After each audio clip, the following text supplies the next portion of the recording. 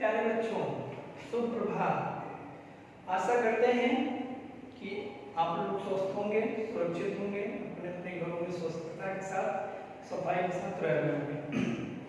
आइए आज हम आपके सामने प्रस्तुत हुए हैं आपकी पाठ्य पुस्तक अमृत से आपका अगला चैप्टर लेकर, जो कि चैप्टर 5 है। इसके पहले एक बाल गीतम के नाम से कविता है जिसको आपको स्वाध्याय से पढ़ना है। उसमें किसी भी प्रकार की अगर समस्या उत्पन्न होती है तो आप लोग कमेंट करिएगा और उसका समाधान आप लोग को किया जाएगा। तो प्यारे बच्चों, आइए अब हम कक्षा वर्ग षष्ठम का विषय संस्कृत है और अध्याय पंचम है, जिसका शीर्षक है त्रिलिंग प्रयोग।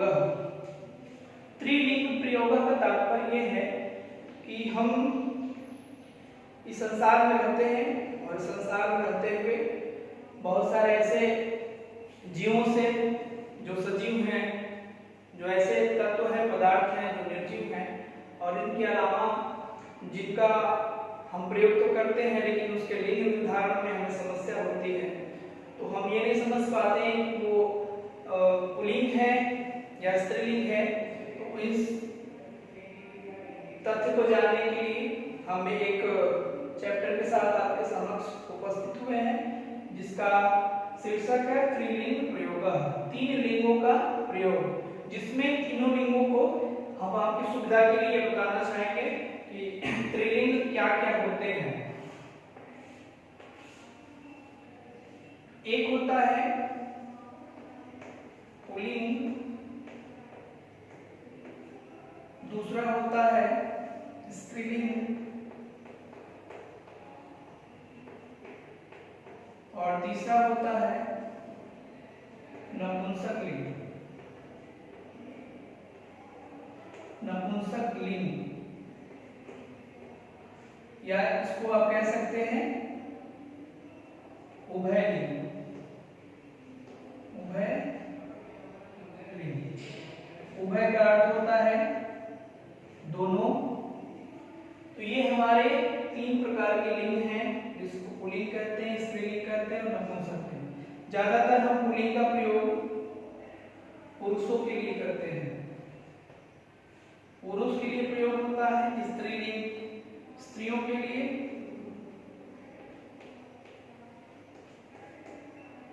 और जो पुरुष और स्त्रियों के अलावा भी संसार में वस्तुएं हैं, जैसे दूध हो गया, फर्नीचर हो गए, लकड़ी के सामान हो गए, या बहुत सारे ऐसे आपकी किताबें हैं, आपके डस्टर हैं, आपके चॉक हैं, आपके शर्ट हैं, पैंट हैं, आपके ड्रेसेस हैं, जितने भी हैं, ये सब किस लिंग में आएंगे इसका निर्धारण हम नहीं कर पाते, तो उसको हम रखते हैं उभय लिंग अर्थात नपुंसक लिंग में, जो कभी कभी उभय अर्थात स्त्री भी हो सकता है, पुल्लिंग भी हो सकता है।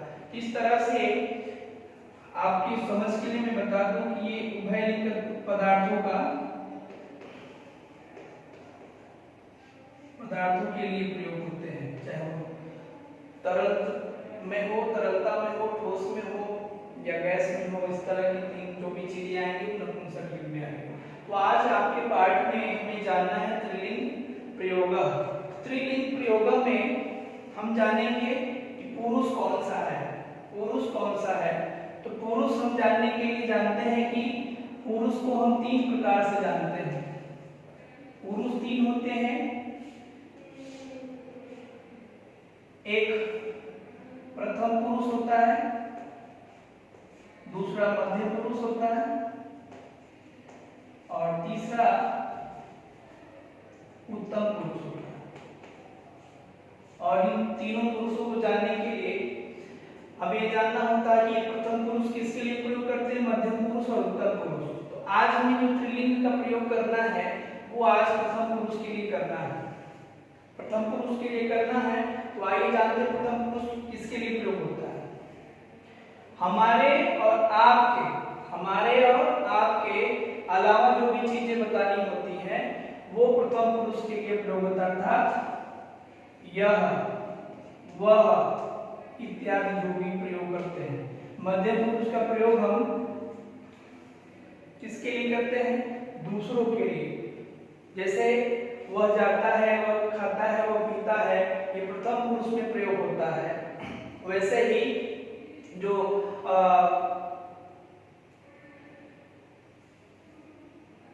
तुम जो होता है दूसरा, जैसे हमें किसी बारे में जानकारी होता है कि वह रमेश है, वह गीता है, उसके लिए हमें जो भी नाम प्राप्त हो जाते हैं वो मध्यम पुरुष प्रयोग में प्रयोग किया जाता है।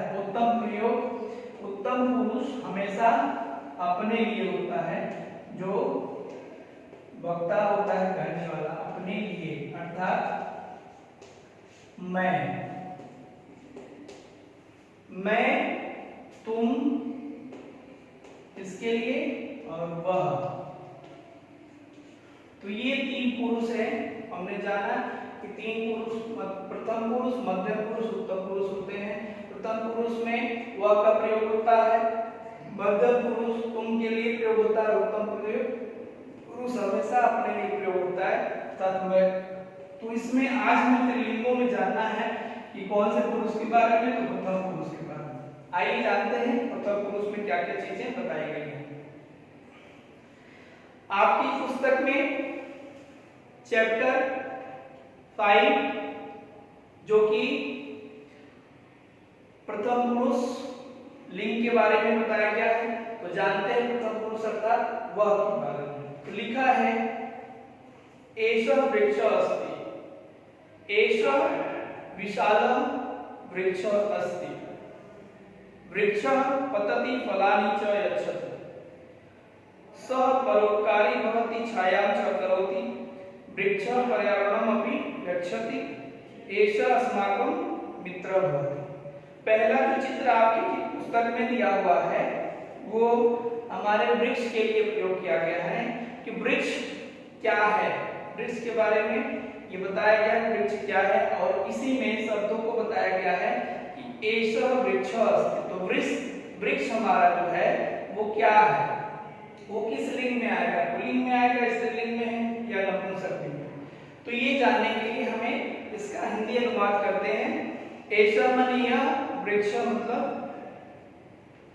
पेड़, अस्ति माने है। एषः विशालः वृक्षः अस्ति, यह विशाल वृक्ष पेड़, अस्ति माने है। वृक्ष पेड़, फलति फलता है, फलानि च यच्छति, फलानि माने फलों को उत्पन्न करता है। सः अर्थात वह, परोपकारी भवति, सः अर्थात वह हमें पता चल गया कि वह कहां से आया है, तो ये प्रथम पुरुष का वह। सः किसके लिए प्रयोग हुआ है, तो वह प्रयोग हुआ है हमारे वृक्ष के लिए। वृक्ष कौन सा पुरुष में आ गया, ये तो आता है वृक्ष नपुंसक लिंग में, लेकिन वो नपुंसक लिंग का प्रयोग हमें प्रथम पुरुष में जानना है, तो वो वृक्ष के लिए सः का प्रयोग हुआ है। सः परोपकारी अर्थात दूसरे का भला करने वाला, भवति माने होता है, छायां च करोति और छाया करता है।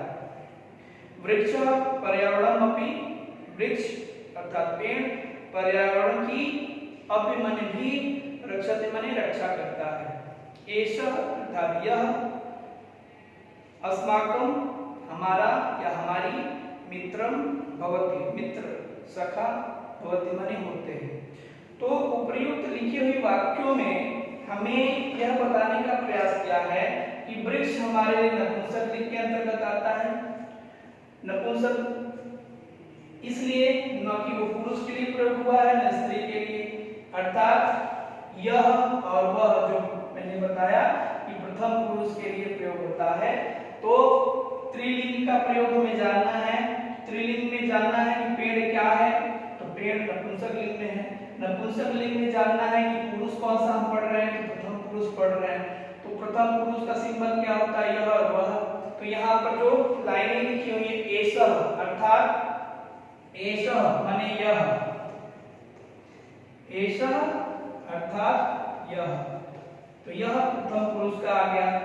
इसके अलावा प्रयोग हुआ है सः, सः भी हमारे लिए प्रथम पुरुष, सः माने यह, यह प्रयोग हुआ है। तो इस प्रकार हम देखते हैं एषः शब्द और सः शब्द दो बार प्रयोग किया गया वृक्ष के लिए, और वृक्ष नपुंसक लिंग के अंतर्गत आता है, और उसके लिए हमारे लिए प्रयोग में एषः और सः प्रयोग किया गया। इससे सिद्ध होता है कि यह त्रिलिंगों में नपुंसक लिंग है। तो जो चीजें नपुंसक लिंग की हैं प्रथम पुरुष में आएगा, तो यह वह हर जगह लिखा होगा। तो वृक्ष के लिए संबोधन जो है यह और वह का प्रयोग किया गया है, इसे सिद्ध होता है प्रथम पुरुष का वाक्य है। इसके अलावा भी आपके पुस्तक में उदाहरण दिए हुए हैं।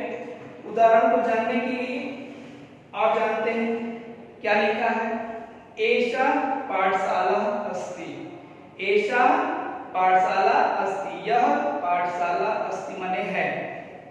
एषा पाठशाला मनोहरा अस्ति, यह पाठशाला मनोहर अर्थात सुंदर, अस्ति माने है। अत्र अर्थात यहाँ, शिक्षिका शिक्षिका च पाठयन्ति, अत्र माने यहाँ, शिक्षक च अर्थात और, शिक्षिका अर्थात अध्यापिका, पाठयन्ति माने पढ़ाते हैं। अत्र अर्थात यहाँ, छात्रा छात्रगण पठन्ति माने पढ़ते हैं, लिखन्ति लिखती हैं, और क्रीडन्ति च खेलते हैं। एषा अस्माकं पाठशाला अस्ति। यहाँ पर हमने देखा कि एषः प्रयोग हुआ है नपुंसक लिंग के लिए, लेकिन वो प्रथम पुरुष का ज्ञात कराता है। अब हम जानते हैं तो वृक्ष था नपुंसक लिंग में। अब वृक्ष के अलावा दूसरे में आपके लिए उदाहरण दिया हुआ विद्यालय, क्या दिया हुआ है, विद्यालय। अब विद्यालय चूंकि ईंट पत्थर से निर्मित है, तो ना वो पुरुष हो सकता है ना स्त्री हो सकता है, इसलिए वो किस लिंग में है, नपुंसक लिंग में विद्यालय प्राप्त होता है। अब इसके लिए भी एषः की जगह एषा, एषा का प्रयोग हुआ है। इसके अलावा अत्र, अत्र माने यहाँ, अत्र माने यहाँ, यह से यहाँ, वह से वहाँ। इस प्रकार से सिद्ध होता है नपुंसक लिंग में विद्यालय है, अर्थात विद्यालय नपुंसक लिंग है, और उसमें हमें पढ़ना है पुरुषों में प्रथम पुरुष, जिसके लिए प्रयोग हुआ एषः और अत्र। और वृक्ष के लिए जैसे प्रयोग होता है एषः और सः, इस प्रकार यह सिद्ध होता है कि यह प्रथम पुरुष का नपुंसक लिंग शब्द है। इसके अलावा चलते हैं अगले चित्र की तरफ। यहाँ देख रहे हैं कि बागीचे में बच्चे खेल रहे हैं, झूला झूल रहे हैं। तो अब इसको जानने से पहले इसका अनुवाद जानते हैं। एतत्, एतत् अर्थात यह, उपवनम अस्ति, उपवन अर्थात बागीचा, अस्ति माने है। उपवनम अतीव सुंदरम अस्ति, उपवन अतीव माने अत्यंत, सुंदरम माने सुंदर, अस्ति माने है। अत्र यहाँ पर, वृक्षा पेड़ पौधे, पादपाः पौधे, लता लताएं, च और हैं। अत्र माने यहाँ, बाला बालिका च क्रीडन्ति, अत्र शस्कः अपि अस्ति, यहाँ बाला माने बच्चे और बालिकाएं च क्रीडन्ति हैं खेलते हैं। अत्र माने यहाँ, शस्कः शस्क अर्थात खरगोश, अपि माने भी, अस्ति माने है। इससे सिद्ध होता है कि दृश्य में बच्चे खेल रहे हैं, कूद रहे हैं, खेल रहे हैं, इसके अलावा खरगोश भी यहाँ पर खेल रहा है। इस उदाहरण में हमें जानना है कि उपवन क्या है। उपवन भी हमारे लिए एक वृक्ष की तरह और विद्यालय की तरह एक नपुंसक लिंग में आने वाला स्थान है, जो कि यह प्रयोग में लाया जाता है कि यहाँ पर बच्चे खेलते हैं। उभय लिंग में देखते हैं, नपुंसक लिंग में यह देखते हैं कि यहाँ पर उपवन का प्रयोग हुआ है। उपवन न कि पुरुष है न स्त्री है, तो ये उपवन है क्या, तो ये नपुंसक लिंग में आने वाला शब्द है।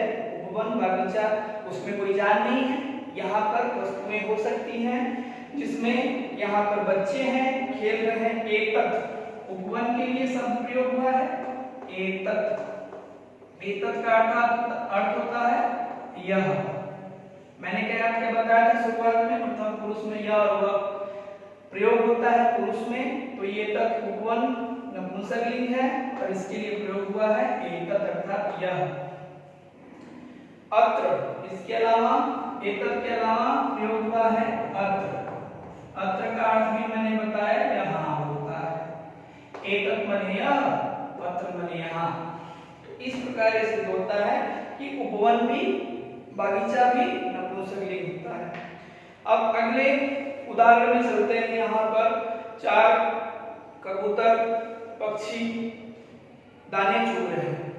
अब इनके लिए क्या प्रयोग हो रहा है, कहाँ चुग रहे हैं, इसका भी लिखा एते खगाः सन्ति। एते बहुवचन शब्द है। एते माने ये सभी, खगाः माने पक्षियां, सन्ति माने है। एते खगाः कपोताः सन्ति। ये सभी खग माने पक्षियां, कपोता माने कबूतर। कपोता प्रयोग हुआ है बहुवचन में, उसका अर्थ होता है कबूतरे।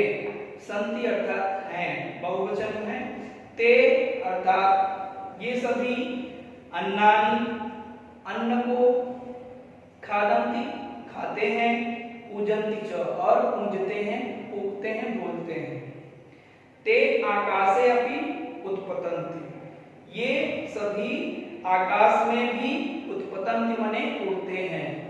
यहाँ जो उदाहरण प्रस्तुत किया गया है, हमें ये जानना है कि अभी तक हमने जाना एष, एतत्, अत्र, इन सब शब्दों का प्रयोग हुआ है। अब इन पक्षियों के लिए क्या प्रयोग हुआ है, एते। एते अर्थात ये सभी, खग माने पक्षी हैं। तो ये पक्षी है कैसे, तो जानने का प्रयास करेंगे। प्रथम पुरुष में हमें जानना है, स्त्रीलिंगों में हम जब पढ़ रहे हैं आज नपुंसकलिंग, और नपुंसकलिंग में पढ़ रहे हैं हम पुरुष कौन सा, प्रथम पुरुष। प्रथम पुरुष में यह और वह का प्रयोग होता है। या ये सभी, वे सभी, ये जितने भी शब्द आते हैं ये प्रथम पुरुष के अंतर्गत आते हैं। चूंकि प्रथम पुरुष इसलिए कि यह न तुम है न मैं, अर्थात न स्वयं व्यक्ति है न उसके सामने वाला व्यक्ति, बल्कि अन्य है, जिसको अन्य पुरुष भी कहा जाता है। प्रथम पुरुष को अन्य पुरुष, जो हमारे और आपके अलावा जो होता है वो अन्य पुरुष होता है। अन्य के लिए यह और वह का प्रयोग किया जाता है, यहाँ वहाँ का प्रयोग किया जाता है। तो हम पढ़ रहे हैं खगों के बारे में, और खग कहाँ है, तो ये सब एक ग्राउंड पे, एक जमीन पर अन्न को खा रहे हैं पेड़। अन्न क्या है, अन्न अर्थात अनाज। तो अनाज न पुरुष है न स्त्री है, वो किस में आएगा, तत्व है, ये पदार्थ है, तो नपुंसकलिंग में आएगा। तो इनके लिए प्रयोग जो किया गया है शब्द एते, अर्थात ये सभी। और ये सभी किस में आता है, प्रथम पुरुष में। न वो पुरुष में आता न स्त्री में, ये सभी यानी अन्य व्यक्ति के लिए प्रयोग हुआ है, तो वो है प्रथम पुरुष के अंतर्गत।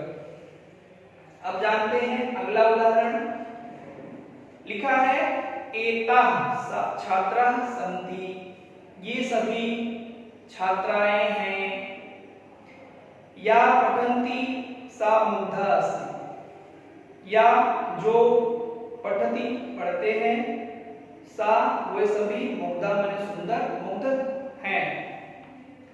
ये वदतः ते काम्या रम्या च स्तः। ये जो बोलती हैं, ते वे सभी, काम्या रम्या स्तः सुंदर और रमणीय होते हैं। ता पाठशालां गच्छन्ति पुस्तकानि च पठन्ति। ये सभी पाठशाला में जाती हैं, पुस्तकानि माने पुस्तकों को, पठन्ति माने पढ़ते हैं। ता वे सभी, तत्र तत्र माने वहां। मैंने बताया था यत्र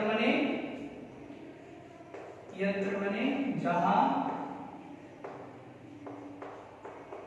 अत्र मने यहाँ, तत्र और अत्र। तो ये शब्द क्या है, जहां, यहाँ, ये आते हैं प्रथम पुरुष के अंतर्गत। जैसा कि हमने पहले भी बताया कि जो चीजें पुरुष के लिए प्रयोग होते हैं, जो स्त्री के लिए प्रयोग होते हैं, वो स्त्रीलिंग और पुल्लिंग कहलाते हैं। इनके अलावा जो भी तत्व हैं, तो यहाँ पर पाठशाला का जिक्र किया गया है। तो पाठशाला न स्त्री है न पुरुष है, ये तो पदार्थ है। पदार्थ आएगा हमारे नपुंसक लिंग में। और ये सभी छात्राएं हैं, तो छात्राओं के लिए, तो छात्राएं हैं तो न मैं हूं न आप हैं, ये अन्य लोग हैं। अन्य अर्थात छात्राएं हैं। इसके लिए शब्द प्रयोग किया गया है एता। क्या प्रयोग किया गया है, एता। इसके अलावा ते, ते मने वे सभी, ते मने वे सभी, एता मने ये सभी। तो ये ते और एता शब्द नपुंसक लिंग में प्रयोग किए जाने वाले अन्य पुरुष की बात करते हैं। तो इससे सिद्ध होता है कि यह नपुंसक लिंग है। नपुंसक लिंग में पुरुष कौन सा है, प्रथम पुरुष। अगला उदाहरण और अंतिम उदाहरण ये है, एतानि मंदिराणि सन्ति। ये सभी, एतानि मंदिराणि सन्ति। तो मंदिर हमारे लिए क्या है, मंदिर चूंकि पत्थरों से बना हुआ है, उसमें तो जान है नहीं, ना स्त्री है ना पुरुष है। स्त्री और पुरुष न होने की वजह से ये एक पदार्थ है। तो पदार्थ हमेशा किसमें आता है, तत्व किसमें आते हैं, वो आते हैं नपुंसक लिंग में। तो मंदिर हमारे लिए क्या हो गया, नपुंसक लिंग। और मंदिर के लिए चूंकि नपुंसक लिंग है, हम पढ़ रहे हैं प्रथम पुरुष, तो मंदिर के लिए क्या प्रयोग होगा, कौन सा शब्द प्रयोग हुआ, तो इसके लिए प्रयोग हुआ है एतानि। एतानि अर्थात बहुवचन हो एत का। एतानि माने ये सभी, ये सभी क्या है, मंदिर नहीं बल्कि मंदिराणि लिखा है। तो मंदिराणि बहुवचन शब्द है, तो बहुवचन के लिए हमेशा बहुवचन का प्रयोग होता है, जैसा कि आप सभी जानते हैं। एतानि मंदिराणि सन्ति। एतानि जो शब्द है ये प्रथम पुरुष यानी अन्य पुरुष के लिए प्रयोग किया गया है। यह, वह, यहाँ, वहाँ, वे सभी, ये सभी, ये जितने भी हैं पुरुष में प्रथम पुरुष आते हैं। तो मंदिर भी नपुंसक लिंग है। नपुंसक लिंग में पढ़ना हमें प्रथम पुरुष के बारे में, तो मंदिर के लिए शब्द प्रयोग है एतानि, ये सभी। आगे लिखा है जनाः। जनाः अर्थात लोग। अत्र माने यहाँ, यहाँ भी मिल गया आपको अत्र शब्द। अत्र का अर्थ होता है यहाँ। आगच्छन्ति आते हैं, ईश्वरम अर्थात ईश्वर को, च पूजन्ति और ईश्वर को पूजते हैं। केचन अर्थात ये भी शब्द है, केचन माने कुछ लोग। ये आपको पता नहीं है कि कौन है, तुम है कि मैं हूं, ये कुछ लोग हैं। कुछ अर्थात अन्य लोग हैं। प्रथम पुरुष को एक और नाम से जानते हैं, अन्य पुरुष। तो यहाँ न तुम की बात हो रही न मैं की बात हो रही है, मंदिर की बात हो रही है। और मंदिर पे लोग आते हैं, तो लोग अत्र माने यहाँ, आगच्छन्ति आते हैं, च और ईशम ईश्वर को पूजन्ति पूजते हैं। केचन शब्द प्रयोग हुआ है, तो केचन का अर्थ होता है कुछ लोग। तो केचन शब्द कुछ लोग में न तुम हो न मैं, वो है अन्य। अत्र माने यहाँ, पुष्पाणि माने फूलों को, पुष्पों को, अपि माने भी और वयंति माने अर्पित करते हैं। तो हमें समस्त पाठ में पढ़ने के लिए जानना है कि हम त्रिलिंग पढ़ रहे हैं। त्रिलिंग जैसा कि मैंने बताया 3 तरह के होते हैं, पुल्लिंग, स्त्रीलिंग, नपुंसक लिंग, और इसको उभयलिंग भी कहते हैं। तो हमने पढ़ा किसके बारे में, मंदिर के बारे में, पाठशाला के बारे में, वृक्ष के बारे में और उपवन के बारे में। तो ये सब क्या है, ये सब किसमें आते हैं, किस लिंग में आते हैं, कौन कौन से, पेड़ पौधे, दूसरा है पाठशाला, तीसरा है वन,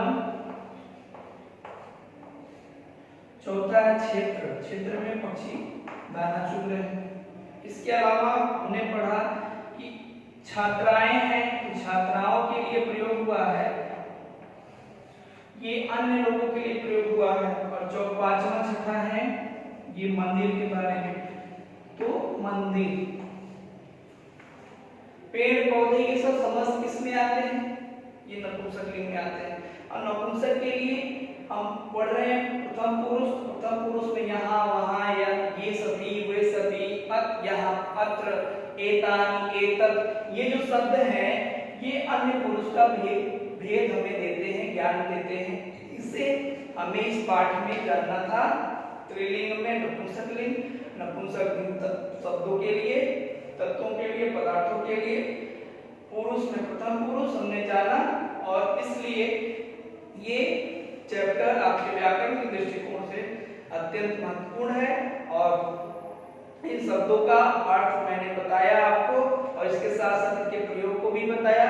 तो फिर मिलते हैं अगले चैप्टर में अगले नए तथ्यों के साथ। तब तक के लिए पढ़ते रहिए, मुस्कुराते रहिए। धन्यवाद।